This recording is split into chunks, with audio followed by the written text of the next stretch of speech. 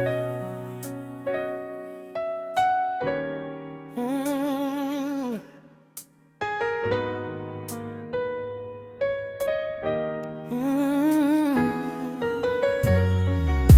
It's 2 a.m. The room still knows your name. Silence talking louder than the pain. I don't rehearse what I should have said. I just said what was left in my head.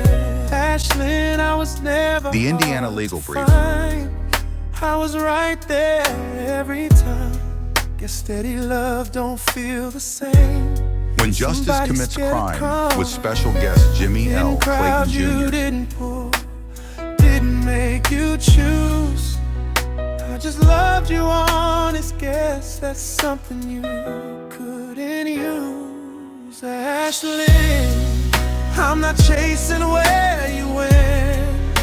I'm just hurting where I stand. If you needed him to feel alive, that don't mean you had to erase mine. What's up, everybody, and welcome to the Indiana Legal Brief podcast. I'm Richard Morningwood with Wilma Dikfit. Well, will it? Haha. Anyway, today we've got a great show because we'll be sitting down with Jimmie Clayton, the mastermind behind the brilliance of When Justice Commits Crime, published in the WabashWatchdog.com news magazine. We are not reading headlines today. Rather, we will be looking at the proverbial mugshot of the criminal justice system here in Indiana. That is right, Wilma. We usually talk about criminals breaking the law, but what happens when the law breaks the law? To help us answer that, we have the man who was literally responsible for that informative look at the criminal justice system that most of us ignore. Please welcome the editor of the Wabash Watchdog, Jimmie Clayton Jr. Jimmie, welcome to the show. Thanks for having me, Richard. Thank you, Wilma. Jimmie, you wrote a series called When Justice Commits Crime. That is a heavy title, but you didn't start this in a library. You started it on the side of the road in Tippecanoe County. Tell us about the canine conspiracy. That's right. I was actually in the passenger seat during a traffic stop at 2 a.m. The police pulled us over for a minor infraction, but it was clear from the start this wasn't about traffic. Before they even got our IDs, the computer-aided dispatch log shows they were already requesting a K-9 unit. It was both Bobby McDonald's case and Ashlyn Perigo's case that had my head about to explode over the way policing is done here. Wait, so they called for dogs before they even knew who you were? Exactly. It was a pretext. They were manufacturing probable cause out of thin air. The K-9 never alerted. I was watching it closely, but they claimed drugs were found in the grass nearby to justify an arrest. And here's the kicker. I was an eyewitness. I gave them my ID, and yet I was completely omitted from the police report. They scrubbed the witness to fit the narrative. That sounds like a setup, plain and simple. But Jimmie, in your series, you say this isn't just one bad cop. You call it a pipeline.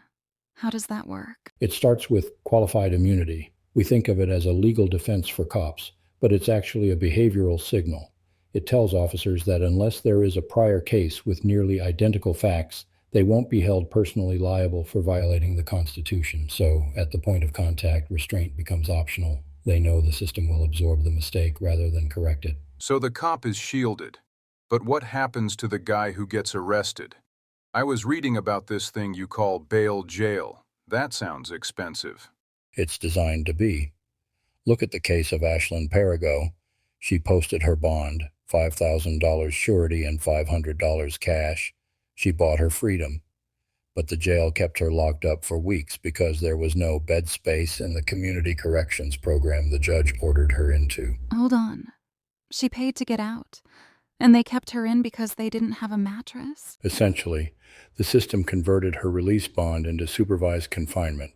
And then you have Bobby McDonald, whose bond was revoked not because he failed a drug test, but because the judge said he looked high in court. No evidence, just a vibe. This drains the defendant's money. By the time they actually meet their lawyer, they are financially depleted. And that's where the defense attorney comes in, right? To save the day? You'd hope so, Richard. But we have a structural failure there, too. The prosecution has the police, the crime labs, and the detectives all working for the prosecutor, using funding from their respective agencies. The defense works alone. If a public defender needs an investigator, they have to beg the court for funding. It's like bringing a knife to a drone fight. It is. And because trials are so rare now, occurring in less than 10% of cases, lawyers are losing their skills. I watched a hearing where the defense attorney didn't even argue standing, a basic concept. His client testified herself out of her own rights because the lawyer let the skill of trial advocacy atrophy. He really didn't understand how he blew his own motion apart and looked confused on standing. Sorry, Mr. Clayton, for that audio malfunction. Jimmie, before we let you go, we have to touch on the darkest part of your report. Part 6. Disposable defendants. This is where the system turns deadly. We are seeing police use defendants as confidential informants, people with no training and no protection, to do dangerous work in exchange for leniency.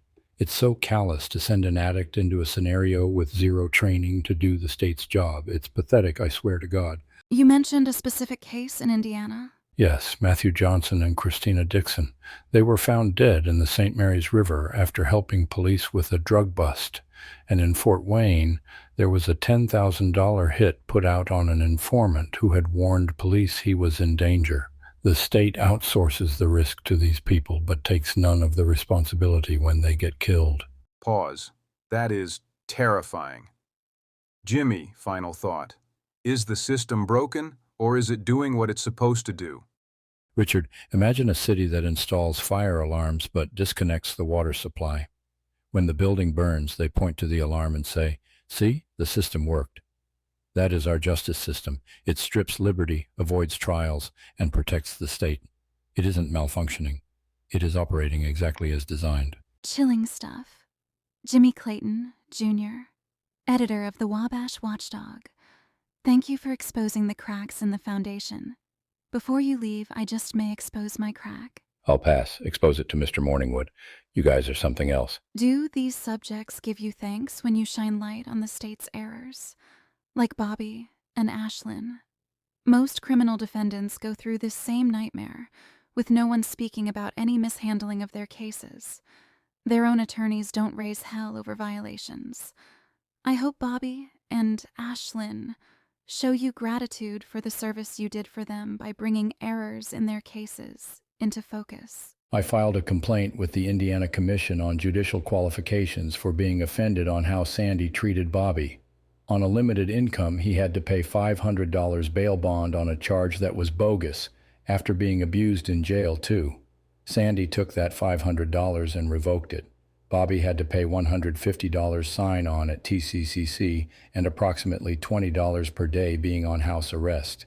He paid for the drug screen that ultimately showed Bobby didn't have meth in his system as the judge perceived. Bobby's electric got shut off for non-payment because the judge's kid-like behavior reallocate Bobby's money. He ruined real lives. Short answer, Bobby appreciates what I'm doing and he is thankful that I was present during all of his violations, minus the excessive force in jail. How about Ashlyn? She thankful? Now we running into a touchy subject. I have to answer this with thought and care because it's difficult for me to discern if she was thankful for my support and keeping a tight watch of what was going on with her case. I do know that when Ashlyn was sentenced by Judge Wyatt, the judge pointed out all of Ashlyn's aggravating factors to determine sentence, which I will not discuss. Ashlyn, and it's in her sentencing order, had two mitigating circumstances. One, that she plead guilty, saving the Crown money by not advancing the case to trial. Frankly, Wayne Sulkowski would have bombed on trial, so it's good she didn't advance. The other mitigating factor was me. Ashlyn told the judge that her mother wasn't a good factor to have in her life. I was the only real social support that was known to Judge Wyatt, and the judge knew that I was doing my best to care for Ashlyn and protect her while navigating through the criminal case with a dunce for an attorney. Do you believe she was thankful for you?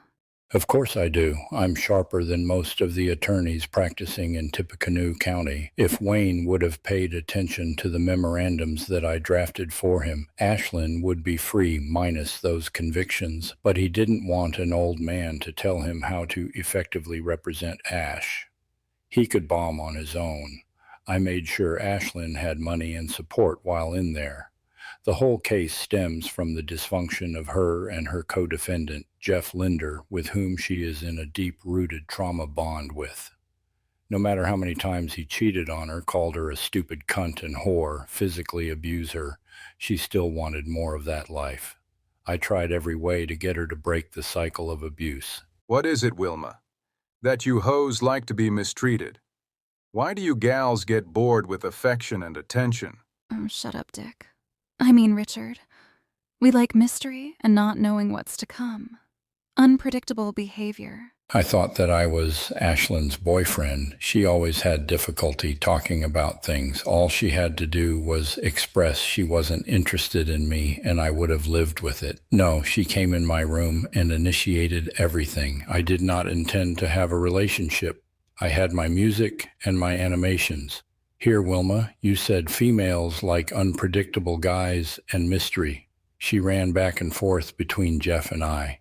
I always pampered her, and Jeff was predictable.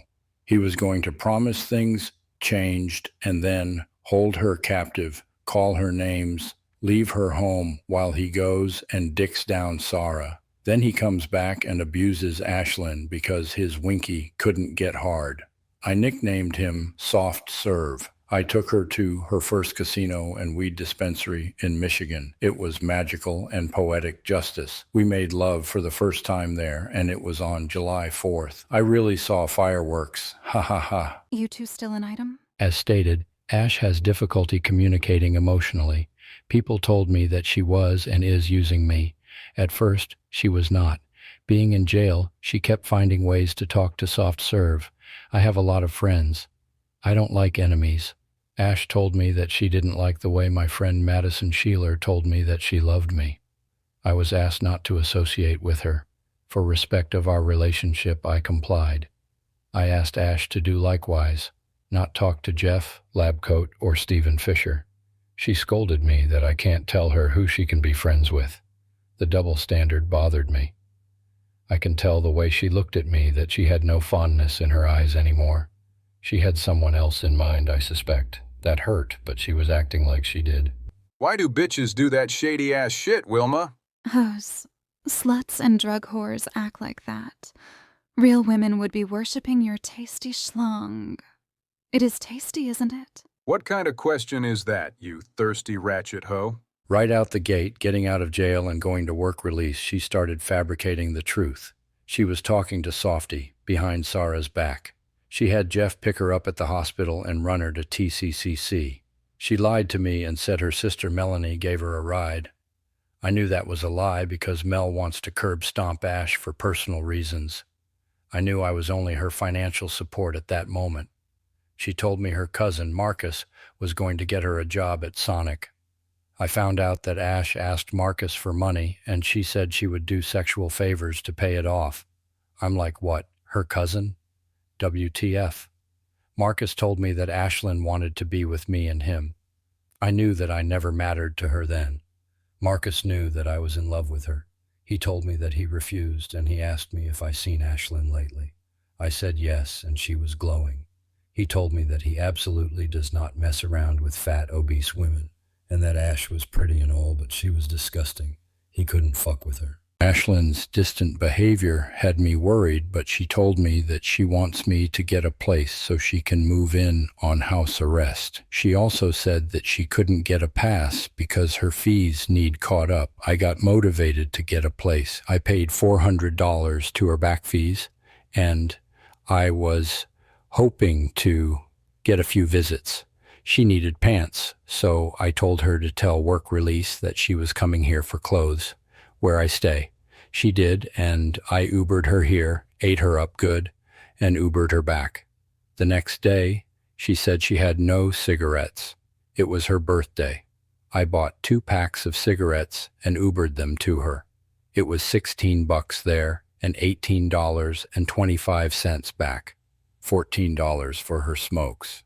She didn't want to talk about things that need addressed. Ashlyn's dishonesty and emotional distance had me worried. I asked her to be open with me. If she couldn't be honest, I was weighing on breaking it off. Truthfully, I was hoping that she would weigh everything that I have done and fear the loss. Nope, she didn't want to talk about anything. In fact, it was like a relief for her. I paid her up, spent about $50 so she could smoke, and then I was blocked. It stung. I really believed that she was serious about changing. She is digressing into the same behaviors that got her where she's at. Strangely, Marcus blocked me as well, and I'm wondering if that's coincidental. Following the path she's taking, I see her in jail again. This time she will suffer with no commissary or phone time. Good guys finish last, so they say. My heart hurts for you.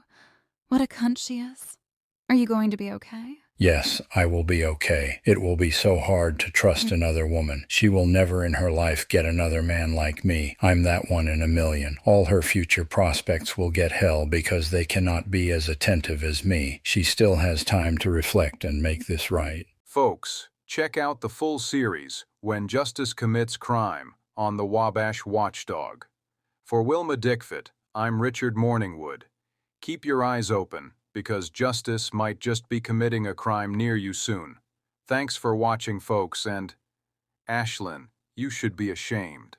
Yeah, Ashlyn. Everything this man has done for you. Shame, shame, shame. Jimmie, if you need anything, you let me know. I want you to explain what this ate her up good means. Good night, everyone.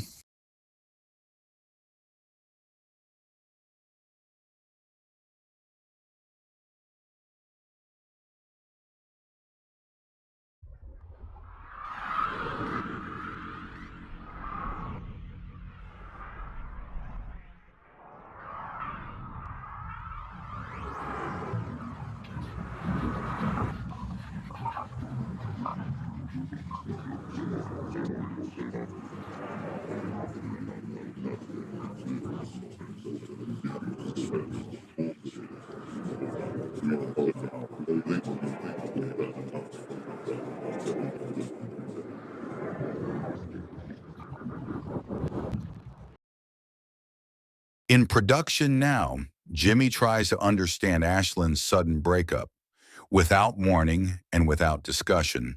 This is Jimmie's way of processing this senseless end to his relationship. He did everything for her, so why did she leave? Coming soon.